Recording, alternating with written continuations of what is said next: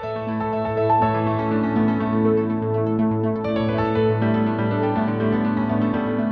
friends, welcome back to the Journal Feed. My name is Nick Zelt, and this is the only place to get spoon-fed the latest and the greatest of emergency medicine. We are just trying to keep you guys up in literature, and to do that, well, we spoon-feed it to you. Now, if you are hearing this right now, then you are not currently a Journal Feed subscriber, and so will not be receiving the full Journal Feed podcast, only getting a portion of the past week's articles. Don't worry, all good articles. But if you would like to get full access to both the podcast and the blog, then you'll have to become a member. All the details for that are at journalfeed.org.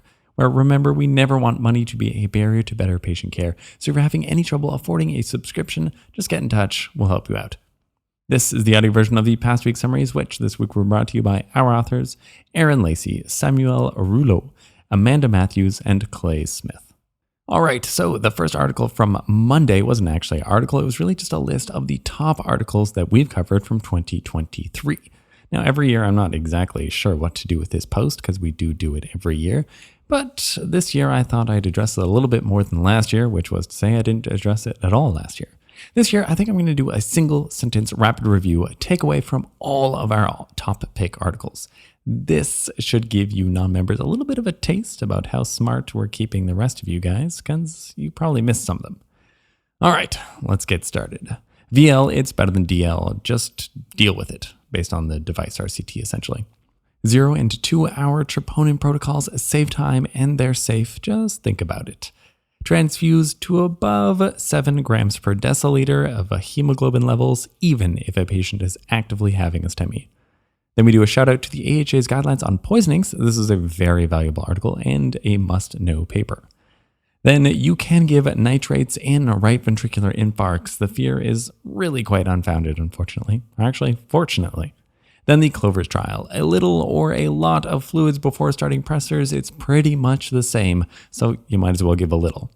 Then the Accord RCT. Piperacillin tazobactam causes less neurological secondary effects than cefepime, so careful which agent you choose for pseudomonal coverage.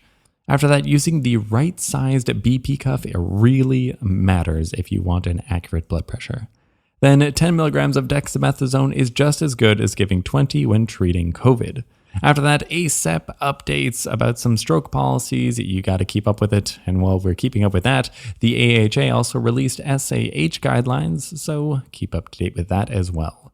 Then have you heard of GRACE 3? Never fear a complaint of vertigo ever again.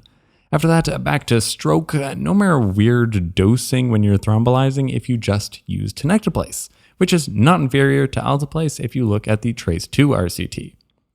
Then, please guys, just don't give opioids for back pain, except for maybe ultra short courses. Then, don't put the fingernail back where you found it. If you're repairing a nail bed, it's not better results and it's more infections. After that, infants need a lot of propofol. Then, viruses lower the procalcitonin levels of little babies, even if they have bad infections.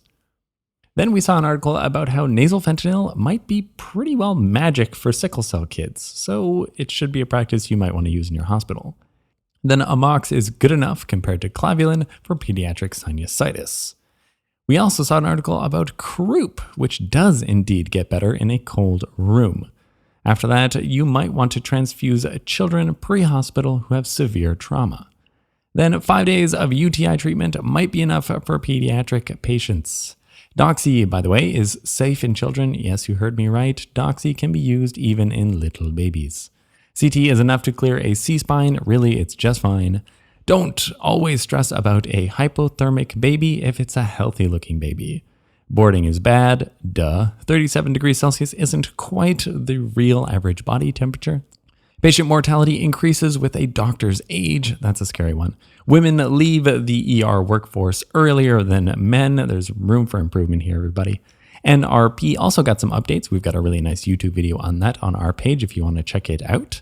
Post-arrest pan scans are surprisingly insightful. Wait, we don't want to kill Ribowood just yet, but it might be headed in that direction.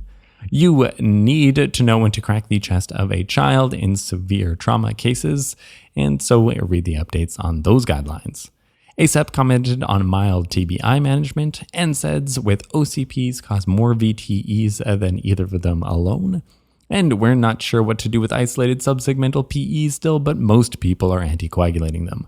And that's it. And I bet that's the fastest you've heard about 30 articles reviewed to you in single sentences, which is a little bit much. You'd probably rather a little bit more detail. And to do that, you can just check out the blog or past podcasts. And then we skip to the 5th article, which is titled End-Tidal Carbon Dioxide After Sodium Bicarbonate Infusion During Mechanical Ventilation or Ongoing Cardiopulmonary Resuscitation, out of the American Journal of Emergency Medicine. This is going to be the only original research paper this week. Interesting topic. I've heard vaguely about CO2 levels and how they can change if you're giving a patient bicarbonate, but really I haven't put much thought into it. This was interesting for me. Perhaps it bears a little bit more consideration though, since bicarbonate can be converted to CO2 by things like carboxylic anhydrase in our bodies. These authors prospectively looked at 33 adults who were receiving bicarbonate boluses. To get reliable CO2 levels, of course, they had to be intubated though. So the two populations were 1, intubated patients who had severe acidosis, a pH of less than 7.1, and patients who were undergoing CPR with a pH less than 7. 25 patients from the first group and only 8 patients undergoing CPR. In all cases, the bicarbonate bolus was 1 to 1.5 milliequivalents per kg given over 3 minutes. End-tidal CO2 levels were observed before starting the infusion and then for 20 minutes afterwards. To be considered to have increased, the end-tidal CO2 had to have gone up by at least 20%. And increase it certainly did. The end-tidal CO2 level doubled in all patients, from 21 to 41 millimeters of mercury.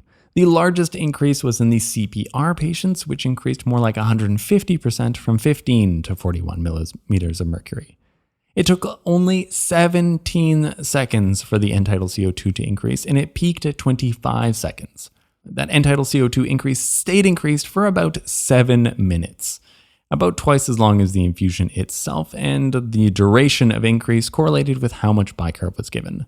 This is interesting. This is actually really practical stuff. Even if they only recorded data from a very small number of patients, only 8 patients undergoing CPR. I'll also point out that this was an emergency room study, which is excellent, but all bicarb infusions were given via central lines. So the Koreans who did this study are either really good with central access, or this is kind of a different kind of patient who already has central access by the time that you're doing the CPR or treating these patients. This could introduce some bias. I'm sure more people will study this in the future though and give us a slightly better idea of exactly what's going on, and hopefully in larger study populations. From a practical standpoint, many people rightfully look at the end-tidal CO2 during cardiac arrest to get a measure of how well their patient is doing and even if they've obtained ROSC. Typically, the higher the CO2, essentially the better. This study would imply that giving bicarb would make these numbers less useful. You'll have to keep this in mind lest you have significant false hope just due to your bicarb infusion. In a spoonful, bicarb boluses really do increase end-tidal CO2 levels by just about 100%. So if you're looking at end-tidal CO2 levels, you better keep this in mind. Okay, that's it. That's our 5 articles. Let's do a quick review of everything we covered today. From the first article, it wasn't really an article, it was many articles. I just did a quick rapid review of the top picks from 2023 that we covered on the journal feed. And then finally from the 5th article, bicarb infusions do indeed increase end-tidal CO2 levels, in fact, doubling them.